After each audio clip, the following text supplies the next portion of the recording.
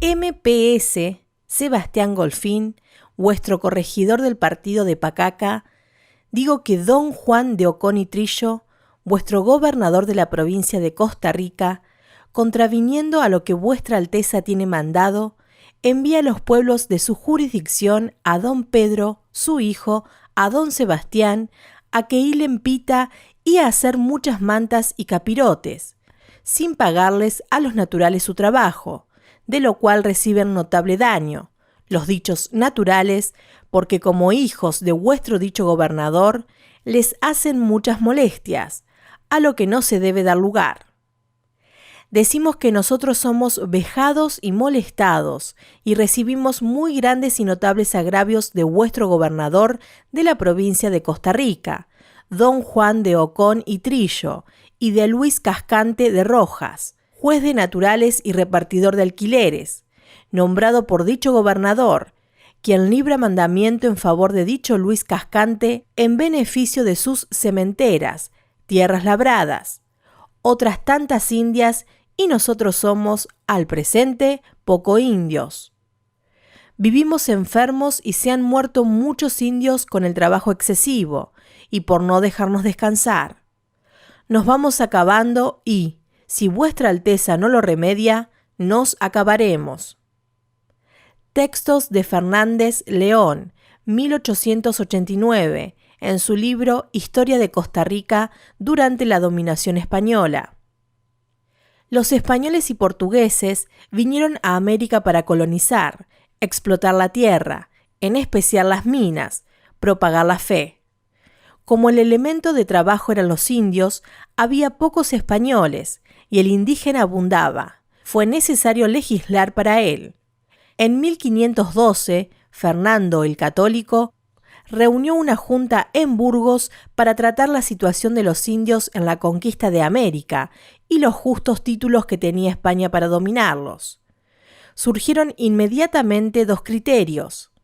Los juristas se pronunciaron por la servidumbre y los teólogos afirmaron que eran semejantes a los españoles, en su calidad de seres racionales.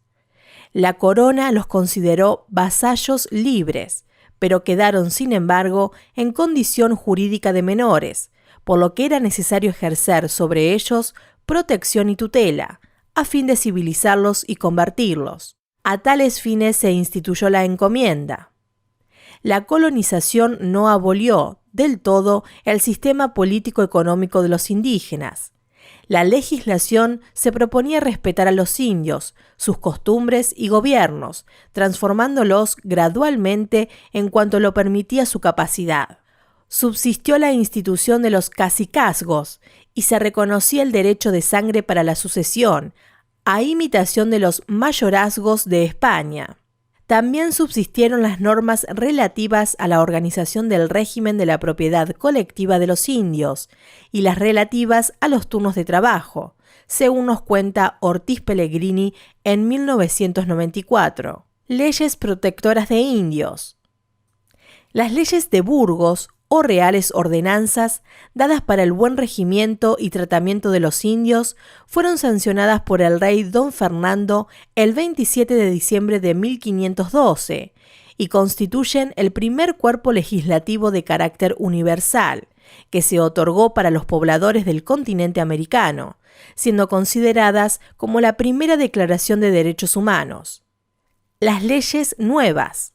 Durante el reinado de Carlos I, la acción de las casas influyó en la redacción de las leyes nuevas, dictadas para el Perú en 1542 y completadas en 1543.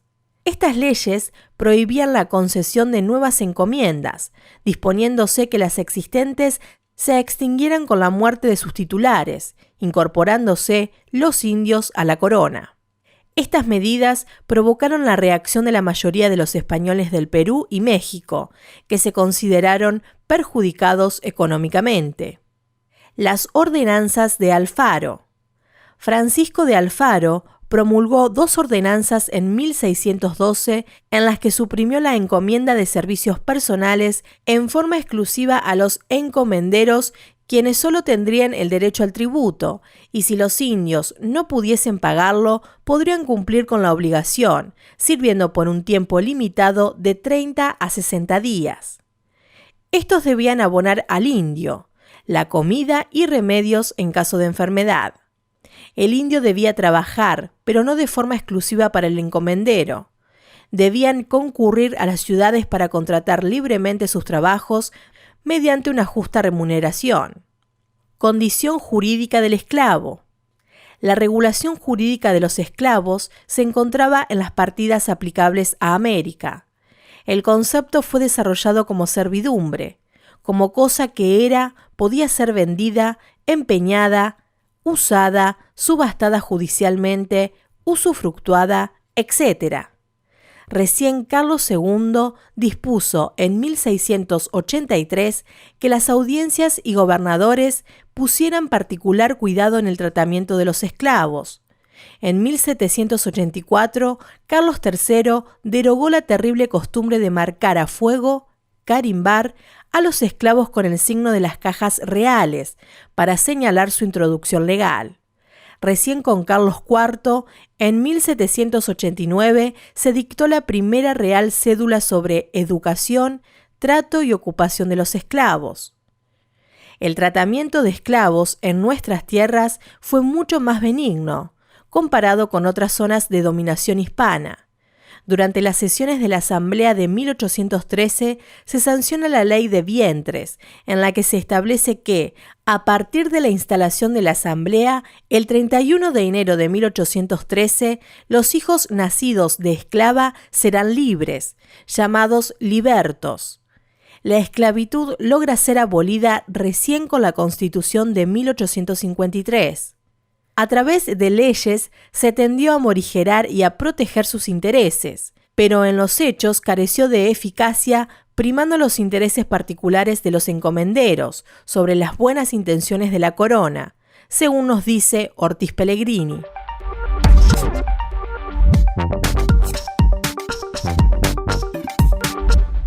De voces y ecos. Medios generales de fomentar la agricultura, animar la industria y proteger el comercio en un país agricultor. Estos son fragmentos de una memoria que leyó el licenciado don Manuel Belgrano, abogado de los Reales Consejos y secretario, por su majestad, del Real Consulado de esta capital, en la sesión que celebró su Junta de Gobierno el 15 de julio del presente año de 1796. Todo depende y resulta del cultivo de las tierras. Sin él no hay materias primas para las artes. Por consiguiente, la industria no tiene cómo ejercitarse. No pueden proporcionar materias para que el comercio se ejecute. Cualquier otra riqueza que exista en un estado agricultor será una riqueza precaria y que, dependiendo de otros, esté según el arbitrio de ellos mismos. Es, pues, forzoso atender primeramente a la agricultura como que es el manantial de los verdaderos bienes, de las riquezas que tienen un precio real y que son independientes de la opinión, darle todo el fomento de que sea susceptible y hacerlo que prospere en todas las provincias que sean capaces de alguno de sus ramos, pues toda prosperidad que no esté fundada en la agricultura es precaria. Al hacer mención a la política económica de las Indias, es muy importante centrarse en las ideas que sustentaron las medidas tomadas por las dinastías reinantes, no solo en la sanción de las leyes, sino en la creación y, por qué no, en la supresión de los órganos de gobierno. Así, durante el reinado de los Habsburgos, predominó el mercantilismo, que se tradujo en restricciones comerciales, proteccionismo industrial, acumulación de metales preciosos. Sin embargo, estas medidas fueron ruinosas. En cambio, los Borbones eran partidarios de las ideas fisiocráticas. Llevaron adelante una política económica distinta al intensificar la agricultura y conceder medidas económicas liberales, como la libertad de producción, la supresión de privilegios o la disminución de impuestos. El objetivo era aumentar la producción y el comercio, y al mismo tiempo combatir el contrabando. La etapa borbónica sigue las ideas mercantilistas. Instituciones encargadas de la economía. A los pocos años del descubrimiento de América, se creó en España la Casa de Contratación, que estaba encargada de regir todo lo concerniente a las expediciones y al comercio con el Nuevo Mundo. Más tarde, cuando se intensificó el comercio con las colonias, se establecieron en estas consulados y aduanas. La Casa de Contratación tenía funciones administrativas y comerciales, como el control y vigilancia de mercaderías y tripulantes, o el desarrollo de estudios náuticos. También se crea el cargo de piloto mayor del reino y se forma la Escuela de Náutica. Por otra parte, desarrollaba funciones judiciales, entendiendo en los pleitos entre los comerciantes. Los consulados, por su parte, tenían funciones económicas, como la Junta de Protección y Fomento del Comercio, y funciones judiciales, siendo tribunales en materia comercial. La Real Hacienda.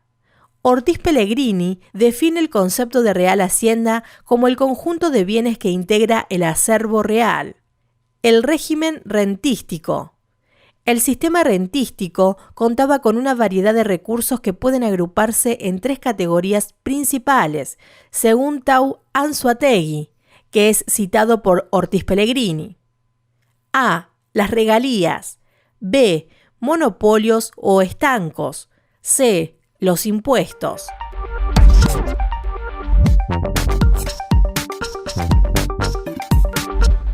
María Emilia contrajo matrimonio con Francisco el día 12 de mayo de 1631. Al año siguiente, María Emilia dio a luz a un niño, al que llamaron Hilario, y el que fue bautizado pero falleció a los 2 días. Según el derecho privado castellano, ¿el niño es considerado como nacido? ¿A quiénes se considera personas nacidas? ¿Es un hijo legítimo? Fundamente su respuesta en las partidas.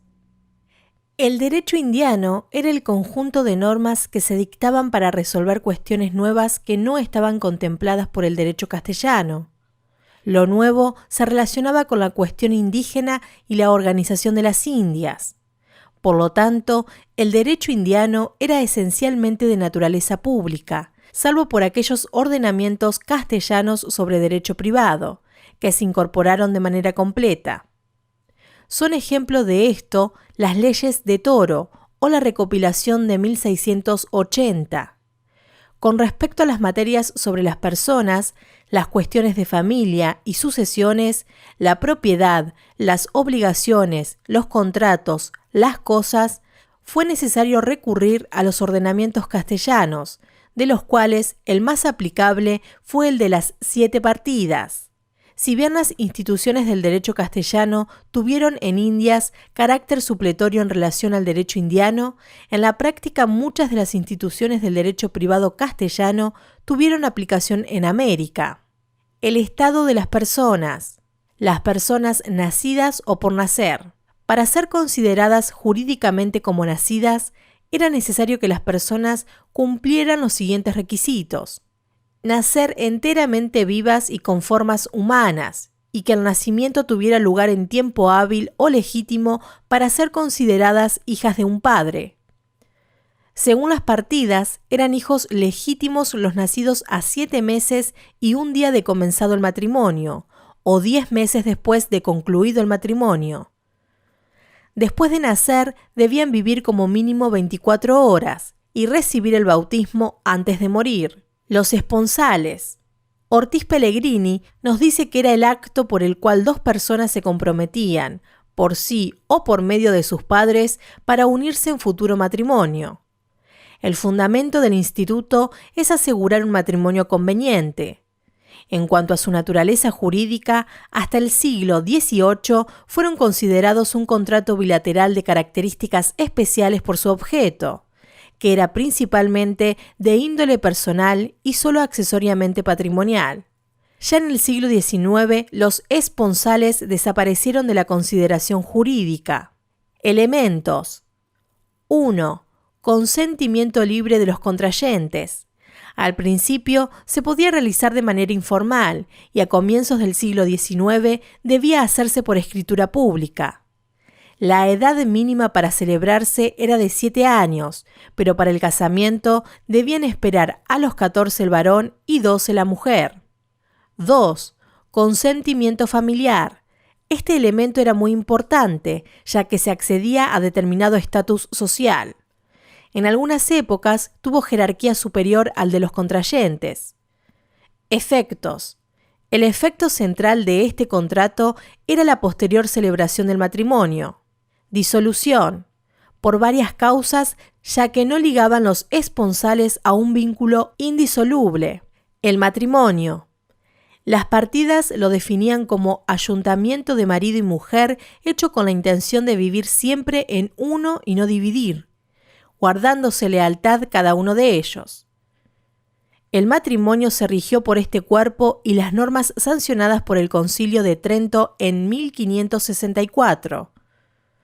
Antes del Concilio de Trento, el matrimonio fue considerado un contrato que podía ser real, consensual, formal.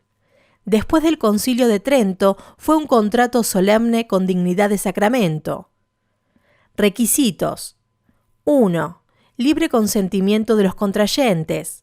Los hombres a los 14 años y mujer a los 12 años. 2. Los menores debían contar con el consentimiento paterno. 3. No ser personas inhábiles por derecho, pues estaba prohibido el matrimonio como incestuoso, como irreligioso o como dañoso. Impedimentos. Hay 2 clases. 1. Los dirimentes son los que no permiten matrimonio válido y obligan a anularlo si se hubiere celebrado. Ejemplo, la locura, error esencial respecto de la persona que contraía nupcias, el voto solemne de castidad, entre otros. 2. Los impedientes son aquellos casos en los que la violación de la prohibición legal no está sancionada con la nulidad del acto, sino con otra pena. Ejemplo, casamiento de menores sin consentimiento paterno, como dice Ortiz Pellegrini en 1994.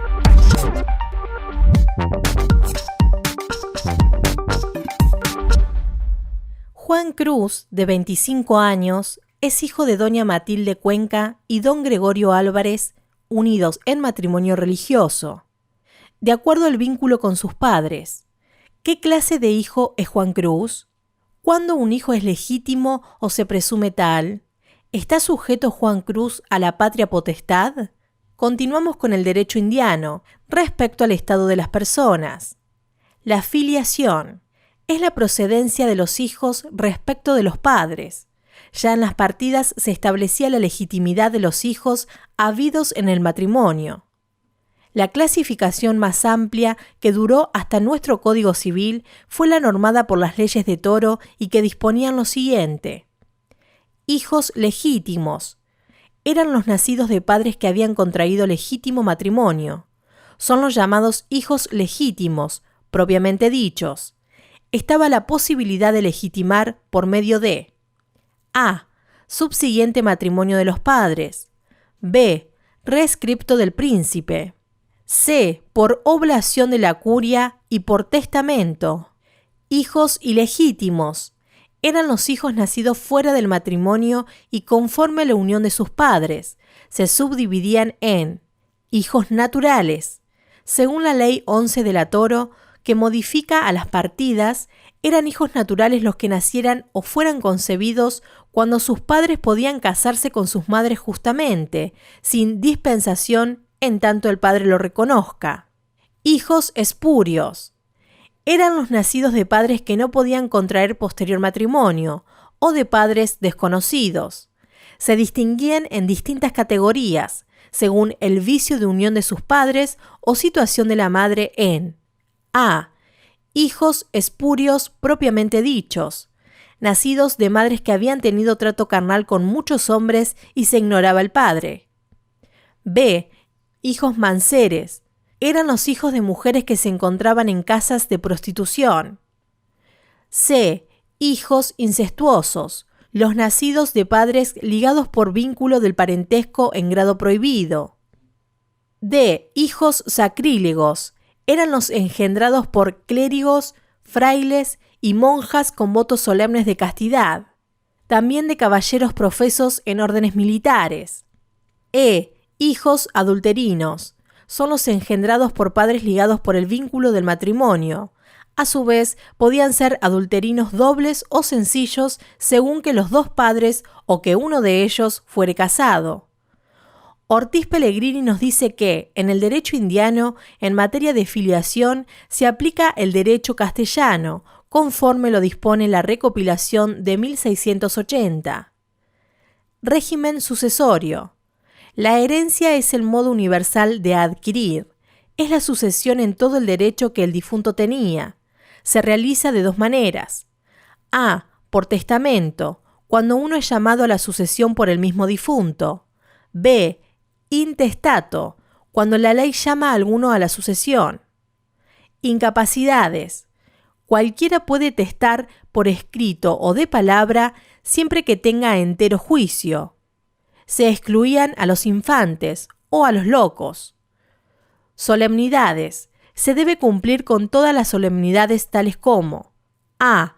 Unidad de contexto. B. En presencia de testigos. C. Debían confeccionarse en papel sellados. Sucesión ab intestato. Intestado es quien no hizo testamento o no lo hizo reglado a derecho, de tal forma que no produjo efectos. Orden en la sucesión ab intestato. Los que heredan son 1. Descendientes. 2. Ascendientes. 3. Colaterales. 4. La esposa. 5. El fisco.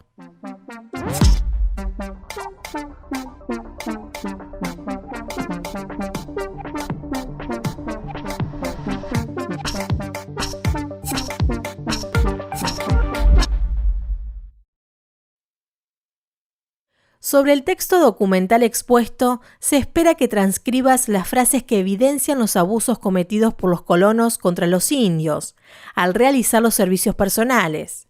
Luego que expliques por qué los indios prestaban servicios personales. Identifica lo establecido en las ordenanzas de Alfaro respecto al servicio personal de los indios y establece una relación entre la institución de la encomienda y los servicios personales. A lo largo de este segundo módulo, analizamos cómo, a partir del descubrimiento de América, se sancionó un nuevo derecho, el derecho indiano. Ten especial atención en el estudio de este sistema, las leyes de Burgos y Nuevas, y en el Río de la Plata, las ordenanzas de Hernandarias y de Alfaro. Informe. Frases del texto en las que se evidencian los abusos cometidos por los colonos contra los indios al realizar los servicios personales. Exceder en usar el servicio de los dichos indios con violencia, sirviéndose de algunas mujeres, muchachos y viejos, trayéndolos de muy lejos de sus tierras naturales a que les hiciesen mita. Otros se han unido diferentes veces e ídose a ladroneras, por excusarse de la opresión en que ven que los demás están y ellos mismos han estado, quitándoles la libertad de los matrimonios, en especial a los que tienen en sus casas y chácaras, no dándoles doctrina suficiente. ¿Por qué los indios prestaban servicios personales? La encomienda o repartimiento de indios fue una institución indiana que se aplicó a partir del descubrimiento de América. Era una merced real, otorgada a los beneméritos que habían colaborado con la corona durante la conquista. El fin era percibir y cobrar, para sí, los tributos de los indios con cargo de cuidar de ellos y de habitar y defender las tierras repartidas. Como el indio no puede cumplir con la obligación del pago del impuesto del tributo, debe realizar el servicio personal y viene a justificar la verdadera condición jurídica de éste, de sometimiento y crueldad. Para ello se instituyó la mita, costumbre indígena, que organizaba el trabajo por turnos. El servicio personal variaba según el lugar de la encomienda. Podía ser minera, pastoril, doméstica. ¿Qué establecían las ordenanzas de Alfaro respecto al servicio personal de los indios? Francisco de Alfaro, oidor de la audiencia de Charcas, salió de visita y en Buenos Aires promulgó una ordenanza y otra en Santiago del Estero. Ambas debían aplicarse en las gobernaciones del Río de la Plata y en la del Paraguay. En ellas suprimió la encomienda de servicios personales en forma exclusiva a los encomenderos. El indio debía trabajar, pero no de forma exclusiva para el encomendero. Debían concurrir a las ciudades para contratar libremente sus trabajos mediante una justa remuneración. Estableció el tributo que debían pagar a los encomenderos y, excepcionalmente, si los indios no pudiesen pagarlo, podrían cumplir con la obligación sirviendo al encomendero por un tiempo limitado de 30 a 60 días. Se les debía abonar la comida y remedios en caso de enfermedad.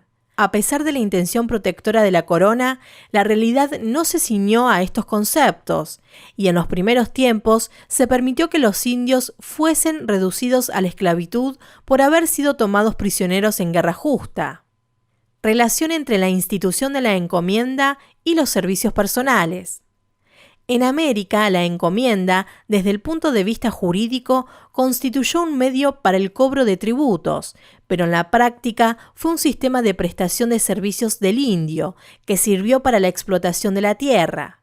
De este modo, se compensó a los beneméritos en forma cómoda y económica.